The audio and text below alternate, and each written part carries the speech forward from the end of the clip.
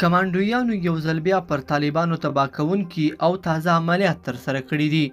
افغان ځواکونو د لغمان ولایت الیشنګ ولسوالۍ کې پر طالبانو عملیات ترسره کړي چې په پایله کې 30 تنه طالبان وژلي او 30 تنه نورې ټپیان کړي دي. بلخوا افغان ځواکونو بادغیس ولایت کې هم 28 طالبان وژلي.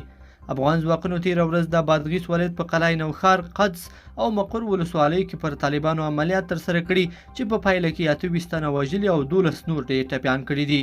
ملي دفاع وزارت څخه په خپره شوې خبرپاڼه کې راغلي چې په یادو عملیاتو کې د طالبانو یو شمېر وسلې او مهمات هم له منځه وړل شوي دي. بلخوا افغان هوایي ځواکونو جوزجان کې هم 20 طالبان وژلي.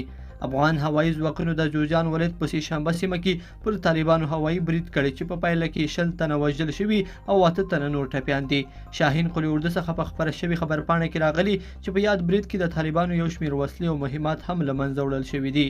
بلخوا افغان ځواکونو د هلمند ولایت په ناوې ولسوالۍ کې پر طالبانو هوایي برید ترسره کړی چې په ترڅ کې مولوي معراج د سیدر ابراهیم د تره زوی له 15 ځانمرګو سره یو ځای وژلی.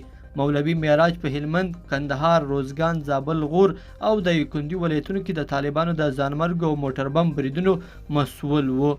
بلخوا هرات ولایت کې هم 8 ترهګر طالبان وژل شوي. ملي دفاع وزارت وایي تېره ورځ دفاعي امنیتي د هرات ولایت قشي کهنه او پښتون زرغون ولسوالیو کې اړوند ترهګر طالبان په نښه کړل چې په پایله کې 8 تنه طالبان ووژل شول او 6 نور ټپیان شوي دي.